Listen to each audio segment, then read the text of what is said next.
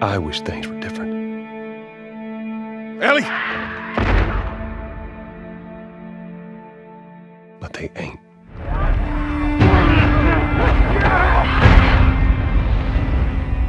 Please stop!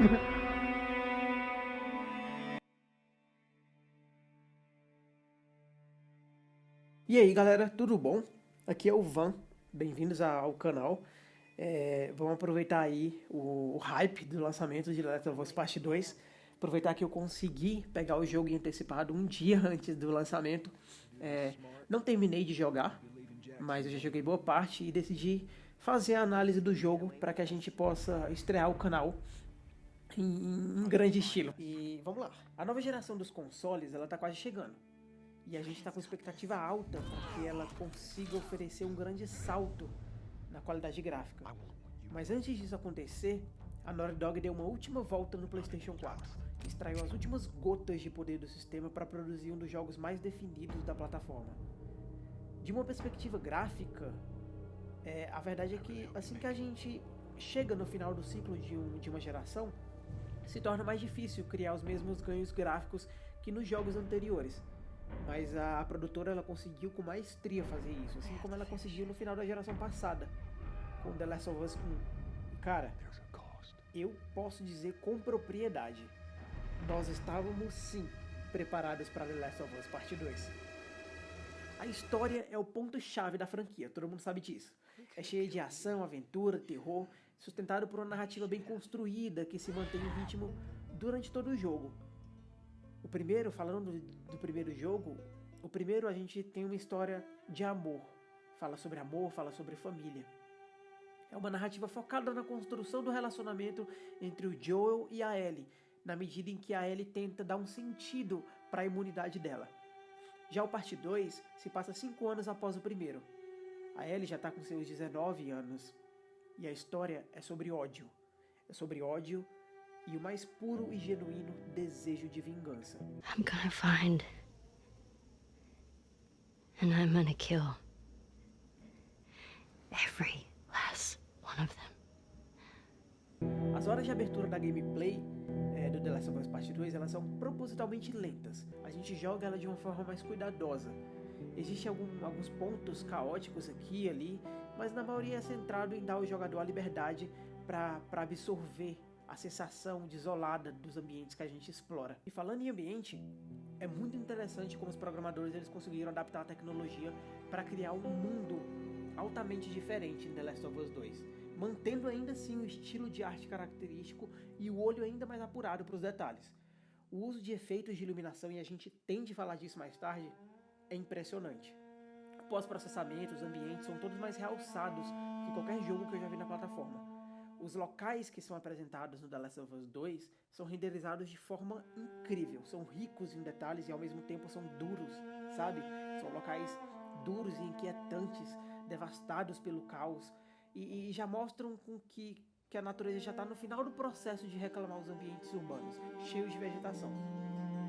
E é na exploração, que é algo característico da Naughty Dog, tanto em Uncharted como The Last of Us, é na exploração que a gente vê as nuances dos detalhes.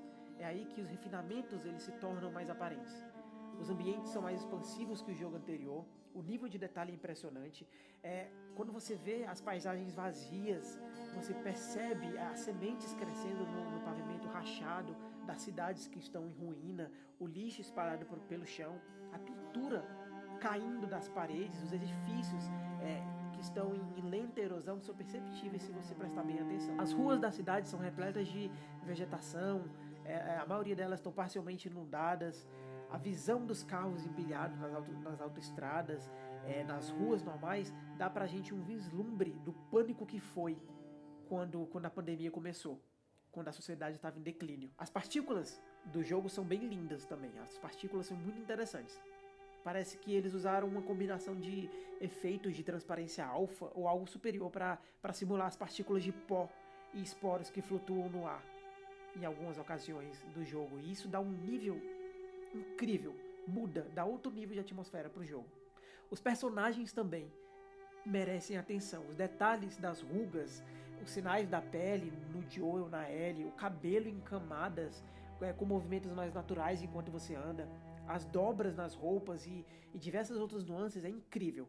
Um dos maiores feitos do jogo, pra mim, é que os personagens aparentam e a gente sente como se eles estivessem cansados e abatidos, sabe? Pelo horror desse apocalipse. A animação também é sensível ao contexto. As expressões faciais da Ellie e de vários outros personagens durante a gameplay são incríveis, são surreais. Nunca vi isso em qualquer outro jogo dessa geração. A forma como a Ellie ela pisa nos destroços enquanto ela caminha, ou como ela usa o cenário para finalizar algum golpe no inimigo. O jogador ele explora o ambiente e os personagens também reagem aos eventos que acontecem ao redor de várias formas diferentes. A Ellie pode virar a cara ou até tampar o rosto na presença de luzes fortes. E de várias nuances do tipo são perceptíveis. Dito isso, sobre a qualidade gráfica, que está incrível, porém o alto nível dessa qualidade gráfica ele é ocasionalmente inferiorizado por algumas texturas de baixa resolução que eu pude perceber e alguns cenários mais complexos. Não é algo perceptível para todo mundo, é algo que passa meio que despercebido, mas se você prestar atenção você consegue perceber essas texturas de baixa resolução. E também é até compreensível. A iluminação do jogo e a inteligência artificial estão incríveis. Apesar dessas características geralmente darem um golpe na performance do jogo em geral, é uma troca que pra mim vale a pena, quando a recompensa é uma tecnologia tão interessante como essa. E nessa área, The Last of Us 2 brilha no quesito luz ambiental. No mundo pós-apocalíptico do jogo, a eletricidade ela é quase completamente ausente. O sol é a principal fonte de iluminação dos ambientes.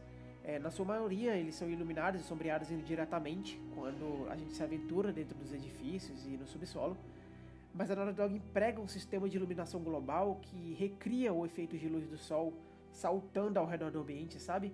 Criando sutis variações na forma como os locais ganham luz e sombra.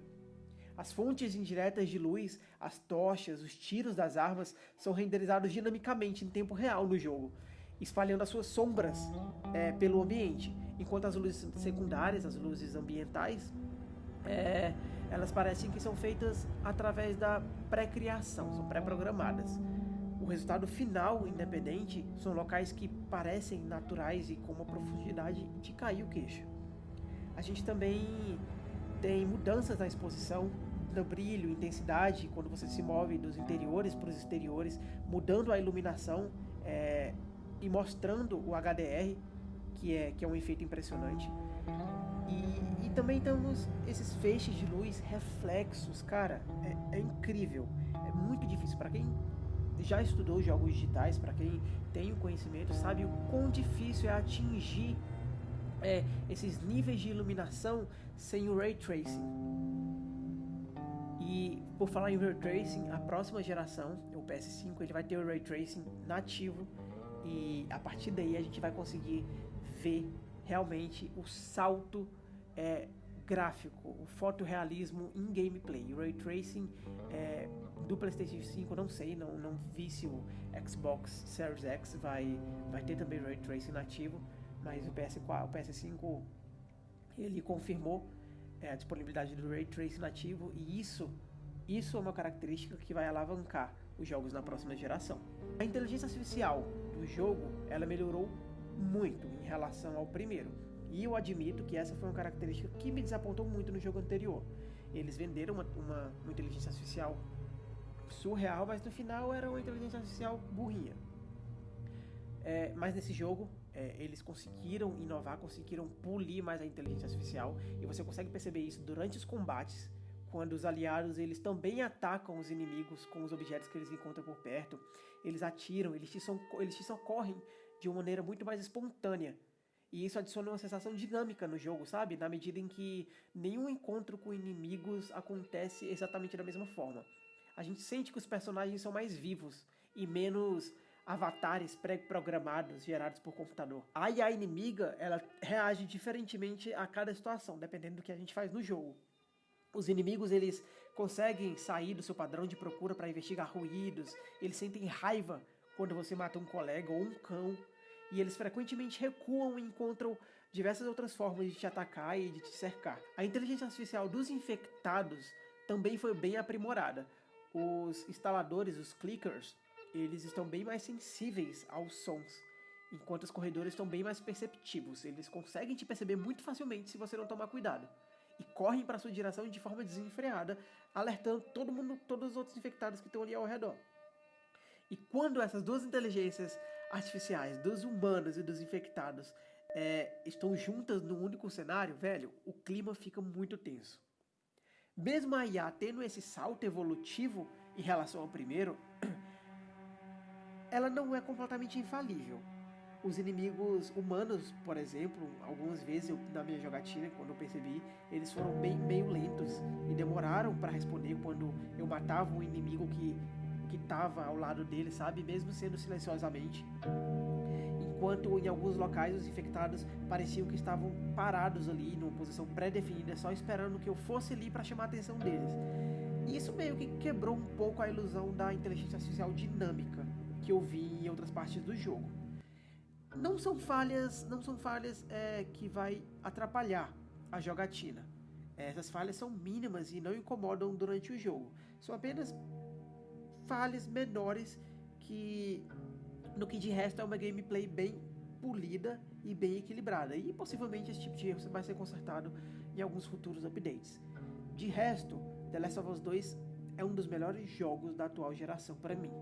Ele consegue, de forma magnífica, fechar o ciclo para a próxima geração de games. E galera, é isso aí. Obrigado por terem assistido até aqui. Obrigado por terem me ouvido até aqui. O jogo realmente está fenomenal. Vocês não vão se decepcionar. Infelizmente eu tive acesso antecipado com um dia de antecedência, com um amigo meu, aliás. Mas a gente fez a análise, tá aí. E vamos ter a série do jogo a partir de amanhã. Então se inscrevam e acompanhem a série porque, cara, tá muito divertida. Valeu!